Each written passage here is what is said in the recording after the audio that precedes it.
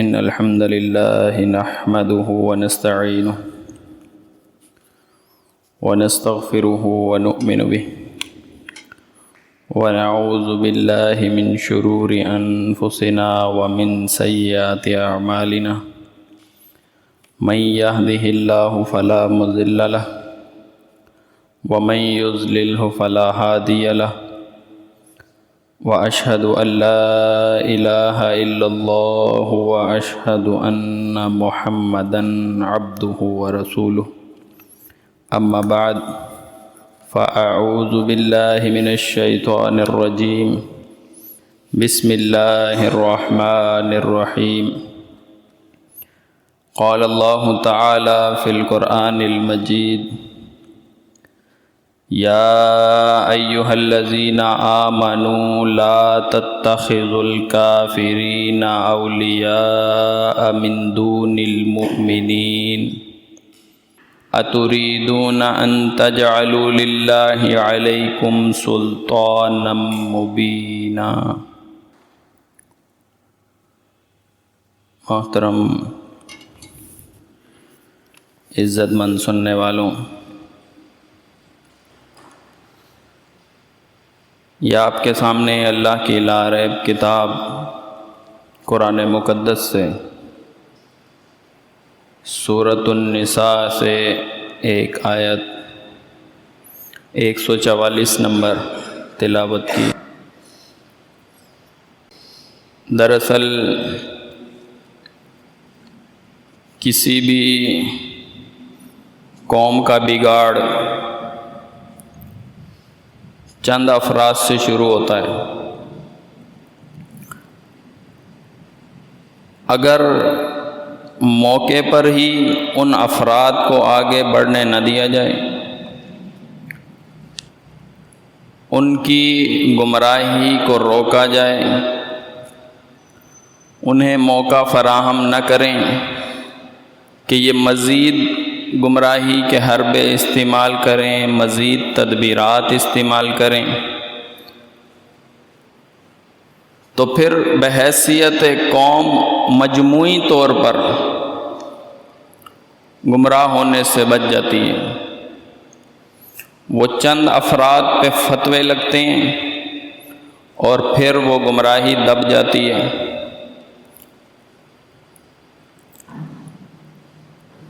اگر قوم کا ضمیر زندہ ہوتا ہے تو وہ اسے پہچانتے ہیں کہ یہ عنصر اور یہ جماعت اور یہ فرقہ اور یہ لوگ یہ گمراہی پھیلانے والے ہیں۔ تو اس لیے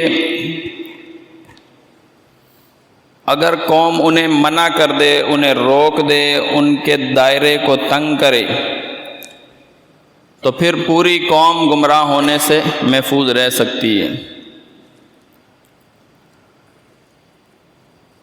یہی جرم تھا پچھلی قوموں کا، بنی اسرائیل کا بالخصوص یہی کام تھا۔ پہلے بنی اسرائیل بالکل صحیح جا رہی تھی، اللہ کی پسندیدہ تھی، اللہ ان میں انبیاء بھیج رہا تھا، ایک کے بعد ایک نبی ان میں آ رہے تھے، لیکن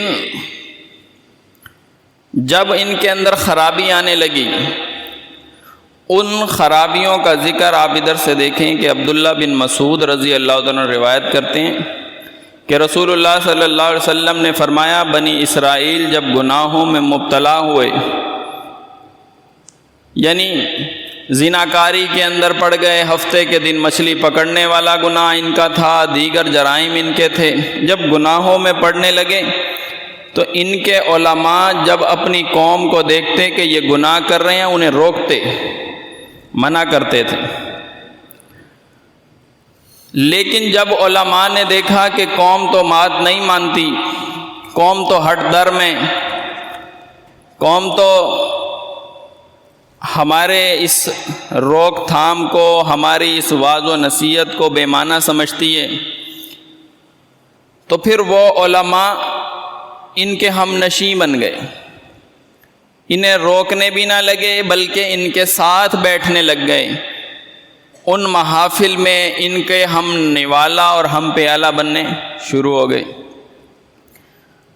تو پھر رسول اللہ صلی اللہ علیہ وسلم نے فرمایا جب وہ اپنی حرکتوں سے باز نہ آئے، پہلے انہوں نے روکا، قوم باز نہ آئی، پھر ان کے ساتھ مل گئے، تو پھر اللہ تعالیٰ نے ان کے دلوں کو ملا دیا، انہیں آپس میں خلط ملط کر دیا، اور پھر داؤد علیہ السلام کی زبانی اور عیسیٰ ابن مریم کی زبانی ان کے اوپر لعنت بھیج دی۔ عبداللہ بن مسعود رضی اللہ عنہ کہتے ہیں کہ رسول اللہ صلی اللہ علیہ وسلم جب یہ بات کر رہے تھے تو اپنی پشت دیوار کے ساتھ لگائے بیٹھے تھے، تکیے کے ساتھ ٹیک لگا کر بیٹھے تھے، پھر رسول اللہ صلی اللہ علیہ وسلم نے ٹیک چھوڑ دی اور سیدھے بیٹھ گئے، اور سیدھے بیٹھ کر کہا اس ذات کی قسم جس کے قبضے میں میری جان ہے، تم اس وقت تک عذاب الہی سے نجات نہیں پا سکو گے جب تک کہ تم ظالموں کو ان کے ظلم سے روکو نہیں، فاسقوں کو ان کے گناہوں سے روکو نہیں، اور گناہ سے روکنا ایسے کہ جیسے بنی اسرائیل نے روکا تھا پھر شامل نہیں ہوئے تھے، اگر وہ شامل ہو گئے پھر روکنا کوئی روکنا نہ رہا۔ یہی قصور بنی اسرائیل کا اللہ تعالیٰ نے سورۃ مائدہ میں بیان فرمایا، وَلَوْ كَانُوا يُؤْمِنُونَ بِاللَّهِ وَالنَّبِيِّ، اگر یہ لوگ ایمان لے کر آتے اللہ پر اور ایمان لے کر آتے نبی علیہ الصلوۃ والسلام کے اوپر جو ان کے طرف بھیجے گئے تھے، وما انزل الیہ، اور جو کچھ پیغمبر آپ کے اوپر نازل کیا، مت دوست بناتے ان کافروں کو، ان کفر کرنے والوں کو، ان رسم و رواج کرنے والوں کو، ان خرافات کرنے والوں کے ہم مجلس نہ بنتے۔ فرمایا انہوں نے یہی کام کیا، وَلَكِنَّ كَثِيرًا مِّنْهُمْ فَاسِقُونَ، اکثریت ان کے اندر نافرمانوں کی ہے۔ تو جب یہ داؤد علیہ السلام کی زبانی لعنت بھجوائی تو لعنت کی وجہ یہ بیان کی کہ انہوں نے کافروں کو اپنا دوست بنا لیا تھا۔ ان وجوہات کے اندر اللہ نے اس چیز کو ذکر کیا۔ یہی بات اللہ رب العزت نے سورۃ آل عمران میں بیان کی، سورۃ نساء میں اس کو ذکر کیا، سورۃ زخرف کے اندر بیان کیا۔ دیکھو آج تو ان کی باتوں کو لے رہے ہو، ان کی باتوں کو قبول کر رہے ہو، لیکن یہ کل تمہیں بچا نہیں سکیں گے۔ جب اللہ کی گرفت آئے گی تب تم اپنے دشمن کو صحیح طور پہ سمجھ رہے ہوں گے، اس کو دیکھ رہے ہوں گے، اللہ کا عذاب دیکھ رہے ہوں گے، پھر اس وقت کہو گے اس کے اور میرے درمیان اتنی زیادہ دوری ہوتی جتنی مشرق اور مغرب کے درمیان دوری ہوتی ہے۔ تو وہ دوری آج رکھنی تھی، اس وقت دوری کا کوئی فائدہ نہیں ہوا، آج دوری رکھنی تھی۔ یہی اللہ رب العزت نے بیان کیا۔ دیکھو اللہ تعالیٰ کتاب میں اس قانون کو نازل کر چکا ہے کہ جب تم دیکھو کہ اللہ کی آیات کے ساتھ کفر کیا جا رہا ہے، اللہ کی آیات کے ساتھ مذاق کیا جا رہا ہے، ٹھٹھا ہو رہا ہے، اور فرمایا کہ ہرگز ان لوگوں کے اندر نہ بیٹھو، فلا تقعدوا معهم، ہرگز ان لوگوں کے ساتھ نہ بیٹھو۔ منع بھی کرنا ہے اور بیٹھنا بھی نہیں ہے، انہیں روکنا ہے کہ یہ کام تم نہیں کرو، یہ محفلیں تم سر انجام نہیں دو۔ یہ جو تم نے علماء کا طریقہ مان لیا، علماء نے کہا کہ میت کے اوپر کلخانی کرنی ہے، کرنے لگ گئے، تیجا کرنا ہے، کرنے لگ گئے، 40واں کرنا ہے، کرنے لگ گئے، ختم شریف ہو رہا ہے، وہ کرنے لگ گئے۔ تو جب ان محفلوں کو دیکھو تو ان محفلوں سے منع بھی کرنا ہے اور ان کے ساتھ بیٹھنا نہیں ہے، اور اگر ان کے ساتھ بیٹھ گئے فرمایا فلا تقعدوا معهم، نہ بیٹھو حتیٰ یغوصوا فی حدیث غیری، حتیٰ کہ وہ کسی اور بات کے اندر مشغول نہ ہو جائیں، اور اگر بیٹھ گئے فرمایا انکم اذا مثلہم، ان کی اور تمہاری ایک ہی مثال ہے، ایک برابر ہو گئے تم۔ دیکھیں وہ کفر کر رہے تھے، وہ تیجا کر رہے تھے، وہ 40واں کر رہے تھے، انہوں نے محفل منعقد کی، وہ ختم اور وہ کلخانی اور وہ ایصال ثواب، وہ ساری محفلیں انہوں نے ایجاد کی اور انہوں نے منعقد کی اپنے گھروں میں، اپنے آفیسز میں اور اپنی جگہوں پر۔ ایک بندہ یہ صرف وہاں جا کر بیٹھ جاتا ہے، فرمایا یہ اور وہ کرنے والا ایک برابر ہے۔ پھر اللہ رب العزت نے جو ذکر کیا فرمایا ان اللہ جامع المنافقین والکافرین فی جہنم جمیعا، کہ اللہ ان کو جمع کرنے والا ہے، ان قریب اللہ ان کو جمع کرے گا. پہلے کافروں کا نام نہیں لیا، وہ جو جنہوں نے محفل منعقد کی تھی، وہ جو کفر کر رہے تھے، نہیں، پہلے اس منافق کا نام لیا. یہ غلط تو جانتا تھا، وہاں بیٹھا کیوں تھا؟ پہلے اللہ نے اس کا ذکر کیا، فرمایا ان اللہ، بے شک اللہ، جامع المنافقین، ان منافقوں کو جمع کرے گا، والکافرین، ان کافروں کو بھی اللہ جمع کرے گا، فی جہنم، جہنم کے اندر، فرمایا جمیعہ، ان کو ایک ساتھ رکھ دے گا. تو اس لیے جو میری گفتگو کا عنوان ہے وہ ہے اہل شر سے دوری اختیار کریں. اہل شر سے دوری، کفر کرنے والے ہیں، شرک کرنے والے ہیں، بدعات کرنے والے ہیں، خرافات کرنے والے ہیں، اہل شر ہیں، اہل فساد ہیں، فتنہ پرور لوگ ہیں، ان سے دور رہیں. یہ نافع بخش ایمان کی بھرپور اپیل قرآن بیان کرتا ہے. اگر ایمان پلے ہے اور اگر وہ ایمان کام آنے والا ہے تو اس صورت میں کہ برائی کو برا کہو گے اور پھر ان کی محفلوں سے جدا بھی رہو گے، ان کے ساتھ ملنا نہیں. ہمارے معاشرے میں ایسے ہی ہوتا ہے. یہ جو مسلک پرستوں کے علماء ہیں، یہ بعض باتوں کو دیکھ رہے ہیں کہ یہ غلط ہیں. قرآن اور حدیث، رسول اللہ صلی اللہ علیہ وسلم کی تعلیمات میں وہ باتیں منع کی گئی ہیں، غلط ہیں، اور وہ ایک دو مرتبہ اپنی قوم کو روک بھی دیتے ہیں، اپنی کتابوں میں ان چیزوں کو غلط لکھ بھی دیتے ہیں، اپنے علماء کی باتوں سے کبھی کبھی ان سے تکرار کر بھی لیتے ہیں. لیکن جب دیکھتے ہیں کہ عوام ہمارا ساتھ نہیں دیتی، جب دیکھتے ہیں کہ عوام اس عقیدے کو چھوڑنے کے لیے تیار نہیں ہے، وہی علماء جو اپنی کتابوں میں منع کر رہے تھے پھر ان کے ہم مجلس بھی بن جاتے ہیں، ان کے ساتھ مصاحبت اختیار کرتے ہیں، ان کے ساتھ مجاسلت اختیار کرتے ہیں، مداہنت کا راستہ ان کا ہوتا ہے. تو اسی لیے یہی جرم تھا بنی اسرائیل کا. فرمایا بنی اسرائیل کے علماء منع کرتے تھے اپنی قوم کو، لیکن جب وہ باز نہیں آتے تھے تو پھر ان کے ساتھ مل جاتے تھے. وہ بات پرانی ہو جاتی تھی، ارے ہم نے سمجھا لیا، نہیں مانتے، اب کیا کریں، مجبوری ہے، جانا تو پڑے گا، رشتہ داری تو ہے، فلانی بات تو ہے، کاروبار تو ہے. پھر ان کے ساتھ ان محفلوں میں، ان مجلسوں میں جو اللہ کی آیات کے کفر کے اوپر ہوتی ہیں، جو رسول اللہ صلی اللہ علیہ وسلم کی تعلیمات کے مذاق اڑانے کے اوپر ہوتی ہیں، ان کو اختیار کر لیتے ہیں.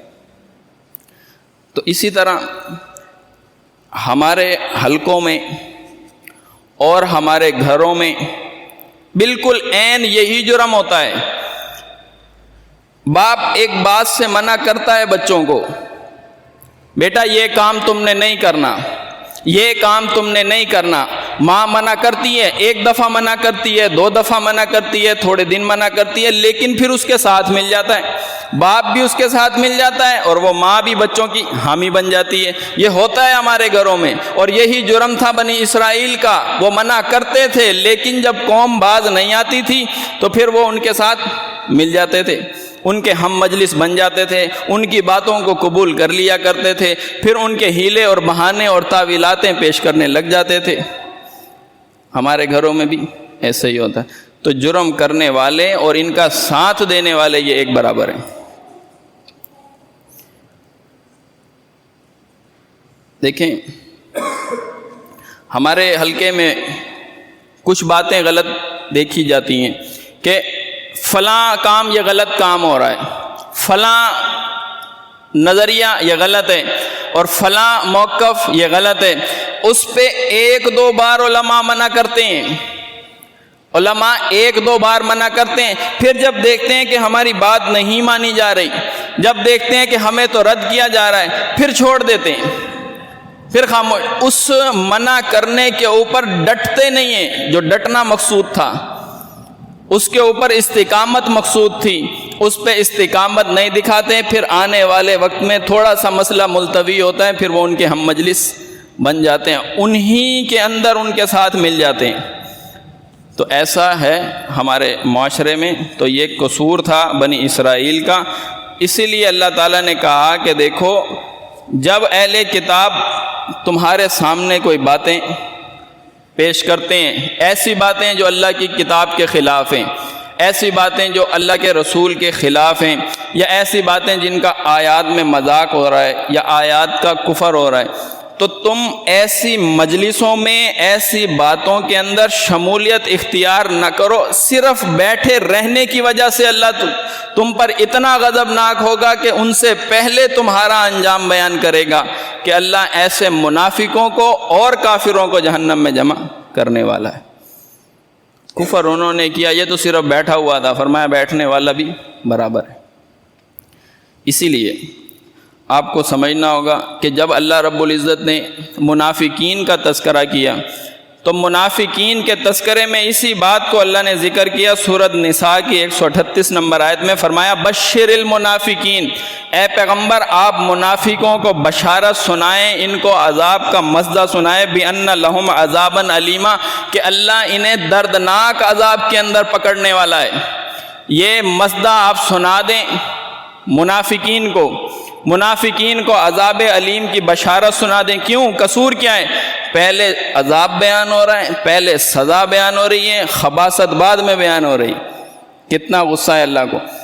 اب آپ دیکھ لیں، فرمایا کہ بشر المنافقین، منافقوں کو خوشخبری سنائے، ان کے اوپر فتویٰ پہلے لگ گیا، عذاب علیم کا سزا ان کو سنائی۔ فرمایا الذین یتخذون الکافرین اولیاء، یہ کافروں کو دوست بنا رہے ہیں، من دون المؤمنین، مومنوں کو چھوڑ کر۔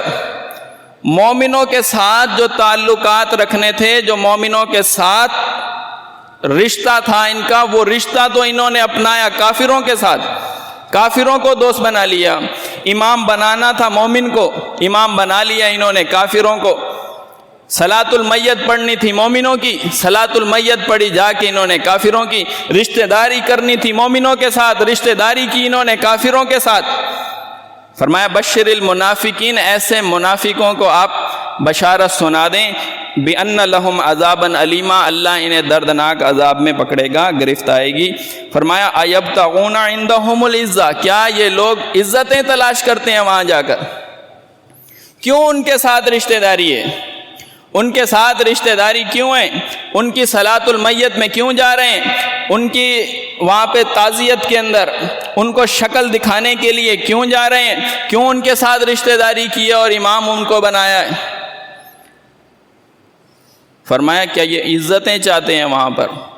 ہمارے معاشرے میں بھی ایسا ہے، پتہ ہے جمہوریت غلط ہے، پتہ ہے جانتے ہیں، لیکن جمہوریت میں حصہ ہے، جمہوری بحثوں کے اندر حصہ ہے، ایک فلاں پارٹی والا ہے، ایک فلاں پارٹی والا ہے، اس کو پتہ ہے میری تو کوئی پارٹی بھی نہیں ہے، لیکن یہ بحث تو کرتا ہے، یہ بحث جمہوری بحث کرتا ہے۔ اور پھر آپ دیکھ لیں ان کی بحثوں کے اندر شرکت کرنے کے بعد ایک کو صحیح کہہ رہا ہوتا ہے، بحث کا مطلب کیا ہوتا ہے؟ ایک کی طرف داری کر رہا ہوتا ہے، ایک کو غلط کہہ رہا ہوتا ہے، حالانکہ اس کے عقیدے اور نظریے کے اندر تو دونوں غلط ہیں۔ تو اس لیے اللہ نے فرمایا ایسے منافقوں کو آپ عذاب علیم کی بشارت سنا دیں۔ یہ جو آیت میں نے آپ کے سامنے تلاوت کی تھی، اس میں بھی اللہ رب العزت نے یہی فرمایا، یا ایھا الذین آمنوا، اے لوگوں جو ایمان لے کر آئے ہو، لا تتخذوا الکافرین اولیاء من دون المؤمنین، کافروں کو اپنا دوست نہ بناؤ، کافروں کو اپنا دوست، دلی دوست نہ بناؤ، امام بن جائیں ان کے پیچھے نماز نہیں پڑھو گے۔ دیکھیں کوئی دیوبندی شیعہ کے پیچھے نماز پڑھتا ہے؟ نہیں پڑھتا۔ اسی طرح آج کوئی قادیانی امام بنے گا، اس کے پیچھے نماز پڑھے گا؟ نہیں پڑھے گا۔ لیکن جب یہ دیکھتے ہیں کہ یہ کفر کرنے والا، یہ شرک کرنے والا، یہ اس نے ایک آیت کا کفر کیا، یہاں 10 آیتوں کا کفر کرنے والا بریلوی ہے، یہاں 20 آیتوں کا کفر کرنے والا دیوبندی ہے، یہاں 50 آیتوں کا کفر کرنے والا اہل حدیث ہے، لیکن اس کو امام بنا لیا۔ ایک جگہ اصول اپنایا، دوسری جگہ نہیں اپنایا۔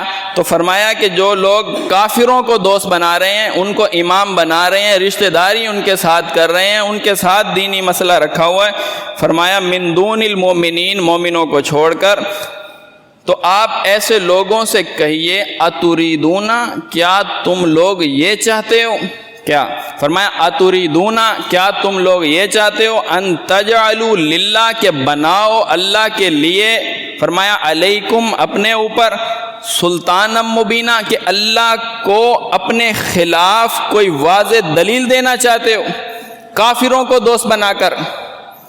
کافروں کے پیچھے نمازیں پڑھ کے، کافروں کی صلاۃ المیت پڑھ کے، کافروں کے ساتھ رشتہ داری کر کے، کیا تم یہ چاہتے ہو اپنے خلاف اللہ کو ثبوت دے دو تاکہ اللہ تمہیں جہنم میں ڈال دے؟ یہی چاہتے ہو ان اعمال کر کے؟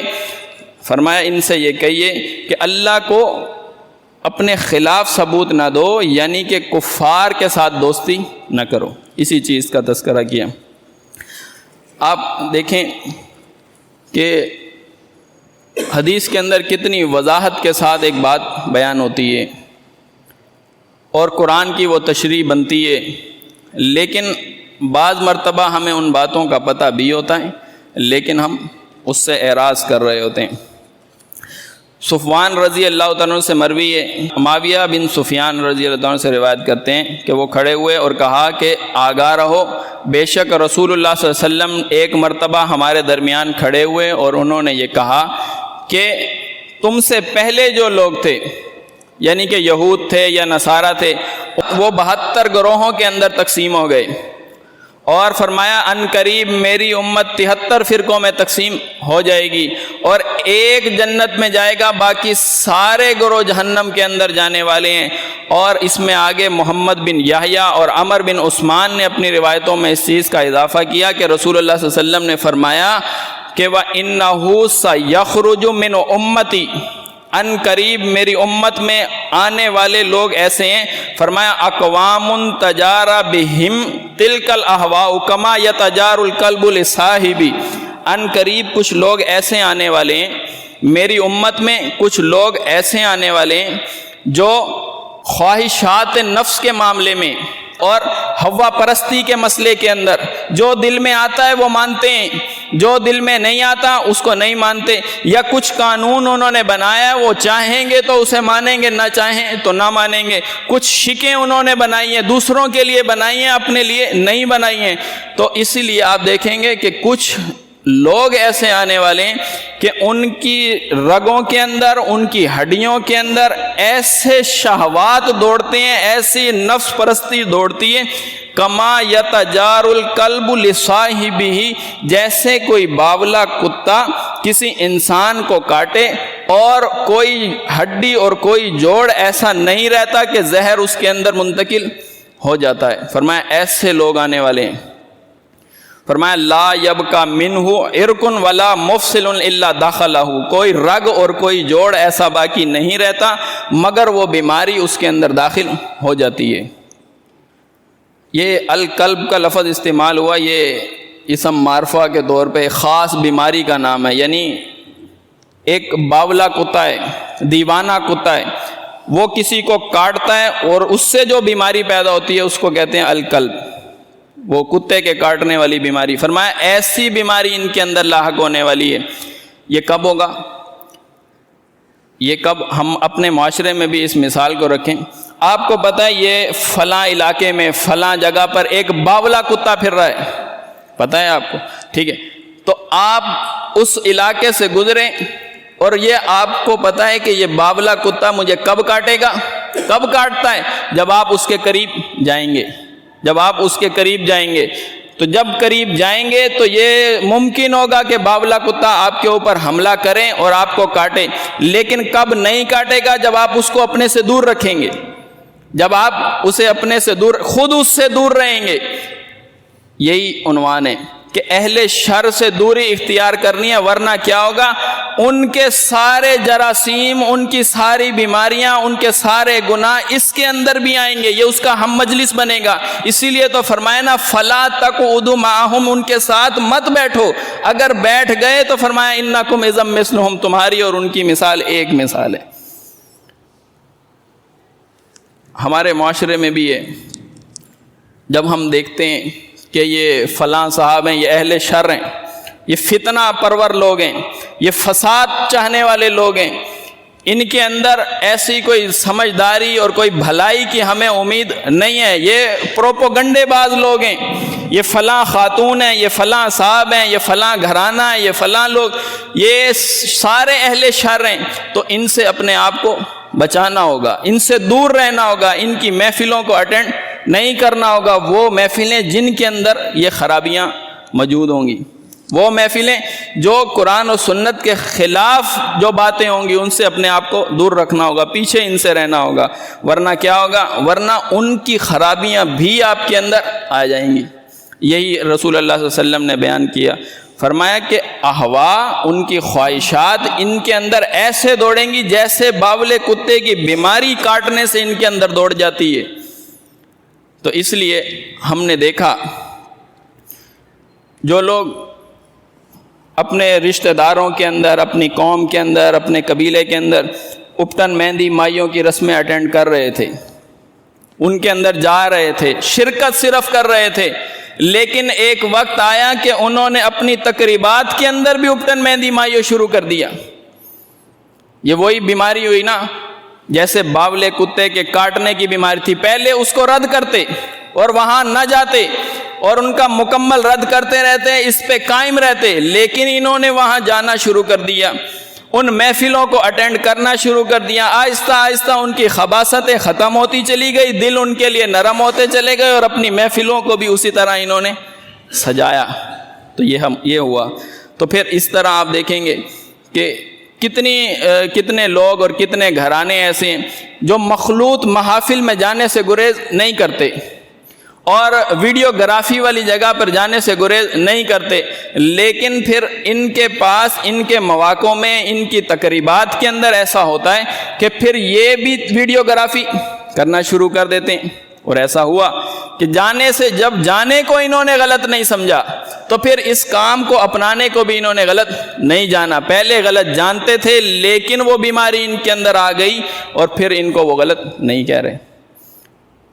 اسی طرح جو جمہوریت کی پہلے بحثیں کرتے ہیں، پھر اس کے اندر حصے داری کرتے ہیں، پھر ایک وقت آتا ہے ووٹ ڈال دیتے ہیں، وہی بیماری ان کے اندر آ جاتی ہے۔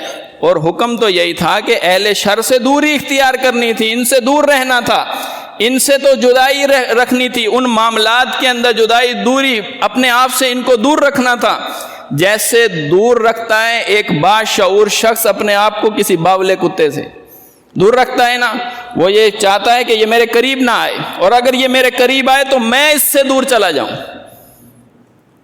یہی تھا اس محفلوں کی حقیقت کا معاملہ کہ اگر یہ محفلیں آ رہی تھیں، یہ لوگ آ رہے تھے، اپنی چیزیں منوا رہے تھے تو ان سے دور رہنا تھا۔ جب آپ ان کی محفلوں کو اٹینڈ کرنا شروع ہو گئے تو پھر وہ خرابی آپ کے اندر بھی آئے گی۔ یہی بات رسول اللہ صلی اللہ علیہ وسلم نے بیان فرمائی۔ لیکن یہاں مسئلہ ایک قدم اور آگے چلا جاتا ہے۔ جب پتہ ہے کہ یہ غلط لوگ ہیں، ان کی محفلیں غلط ہیں، ان کا طریقہ کار غلط ہے، لیکن اس کے اندر اپنی قوم میں ان رشتہ داروں کا، ان مسلک پرستوں کا ناحق مدد کرنے شروع ہو گئے، ان کی ناحق مدد کرنے شروع۔ کیسے ناحق مدد کرنے لگے؟ پتہ ہے کہ یہ بات غلط ہے لیکن تعویلات پیش کرنے لگے، پتہ ہے کہ یہ مسئلہ ایسے نہیں ہے، اس کی روک تھام حدیث کے اندر، قرآن کے اندر اس سے پہلے بیان ہو چکی ہے، لیکن تعویلیں کرتے ہیں، نہیں ان کا یہ معاملہ نہیں ہے، نہیں ان کا طریقہ تھوڑا جدا ہے، تھوڑا سا ان کا معاملہ جدا ہے۔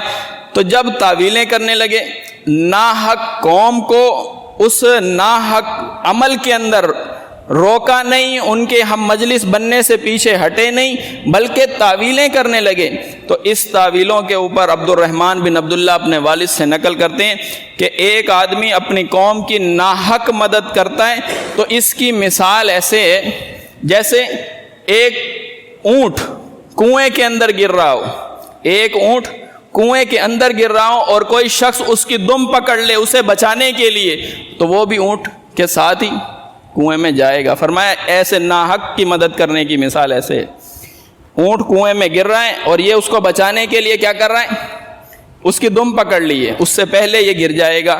اسی لیے قرآن نے بیان فرمایا فَلَا تَقُعُدُوا مَعَهُمْ، ان کے ساتھ نہ بیٹھو۔ یہ جو مجلسیں اٹینڈ کر رہے ہیں، یہ فاتحہ خوانی، یہ کل خوانی، یہ ختم شریف اور یہ میلاد شریف، اتنی محفلیں انہوں نے بنائی، کبھی کچھ کرنے لگتے ہیں، کبھی اپٹن کرنے لگتے ہیں، مائیو کرنے لگتے ہیں، پھر ویڈیوگرافی کرنے لگتے ہیں، یہ جمہوریت کے اندر مل جاتے ہیں۔ اگر ان کے ساتھ بیٹھو گے تو یہ ایسا ہی ہے جیسا ایک اونٹ کنویں میں گر رہا ہو اور وہ اس کی دم پکڑ لے تو اس کے ساتھ وہ گر جائے گا۔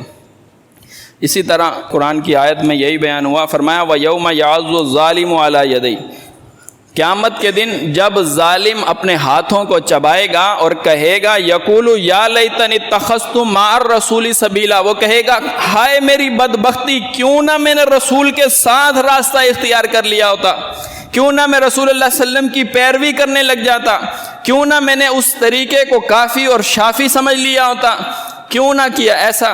اپنی بدبختی کے اوپر حسرت کر رہا ہے اور اس کے اوپر اپنے انجام کے اوپر وہ رو رہا ہے۔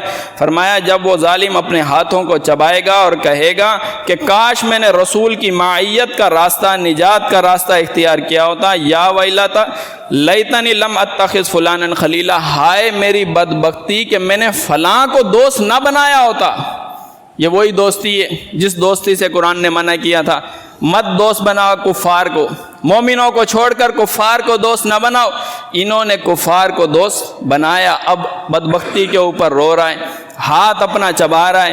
فرمایا کہ لقد اضلنی عن الذکر بعد اذ جانی، اس کے بعد بھی کہ ذکر اس کے سامنے آیا تھا، نصیحت اس کے سامنے آئی تھی، روک تھام کرنے والے اس کے سامنے آئے تھے، اس کو بتا رہے تھے، لیکن وکان الشیطان للانسان خذولا، شیطان نے انسان کو عین وقت کے اوپر دھوکہ دے دیا، تعویلیں کی، تعویلات کرتا رہا، اس کو نرم گوشہ اس کے لیے پیش کرتا رہا، اور جب یہ اس کے اندر معیت کے اندر شریک ہو گیا، اس محفل میں بیٹھ گیا، ان کی مجاصلت انہوں نے اختیار کر لی، تو پھر اس کا انجام بھی انہی کے ساتھ ہو گیا۔ فرمایا وقال الرسول، اور قیامت کے دن رسول یہ کہے گا یا ربی ان قوم اتخذوا ھذا القرآن مہجورا، اے اللہ میری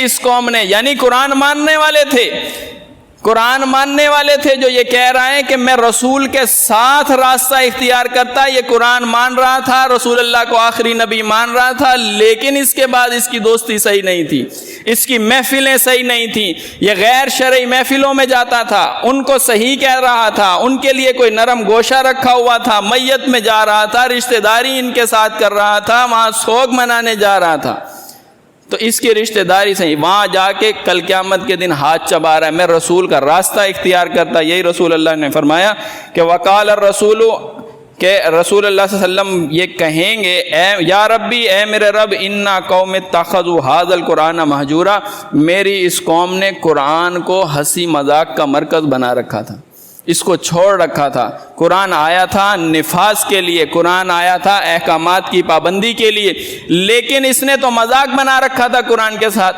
قرآن کو مان رہا تھا لیکن عمل کوئی نہیں کرتا تھا، قرآن مان رہا تھا، بند قرآن تھا، اللہ کی کتاب اسے کہہ رہا تھا، لیکن عمل کوئی نہیں اس نے قرآن کو تورات سمجھ رکھا تھا۔ قرآن تورات کے بارے میں کیا ہے؟ ہاں جی اللہ کی کتاب ہے، یہ بالکل صحیح کتاب ہے، اللہ نے نازل کی ہے، اپنے سچے پیغمبر پہ نازل کی ہے، باقی تورات کے اوپر عمل کرنا ہے نہیں کرنا، عمل اس کتاب کے، اس نے قرآن کو تورات سمجھ رکھا تھا، تو اس لیے رسول اللہ صلی اللہ علیہ وسلم یہ شکوہ کریں گے اور شکایت کریں گے۔ اس لیے اللہ نے فرمایا بشر المنافقین، اے پیغمبر آپ منافقوں کو یہ بشارت دیجئے بِأَنَّ لَهُمْ عَذَابًا عَلِيمًا، اللہ انہیں دردناک عذاب میں گھسیٹے گا۔ الَّذِينَ يَتَّخِذُونَ الْكَافِرِينَ أَوْلِيَاءَ، یہ لوگ کفار کو دوست بنا رہے ہیں، مِن دُونِ الْمُؤْمِنِينَ، مومنوں کو چھوڑ کر، أَيَبْتَغُونَ عِندَهُمُ الْعِزَّةَ، ان کی کمزوری بھی اللہ نے پکڑ لی کہ یہ وہاں جاتے ہیں عزتیں تلاش کرنے، ان سے کہیے کہ فَإِنَّ الْعِزَّةَ لِلَّهِ جَمِيعًا، ساری عزتیں تو اللہ کے پاس ہیں۔ تو اللہ تعالیٰ سے دعا ہے کہ ہمیں حق بات کہنے اور اس پر عمل کرنے کی توفیق عطا فرمائے۔ وَمَا عَلَيْنَا إِلَّا الْبَلَاغُ۔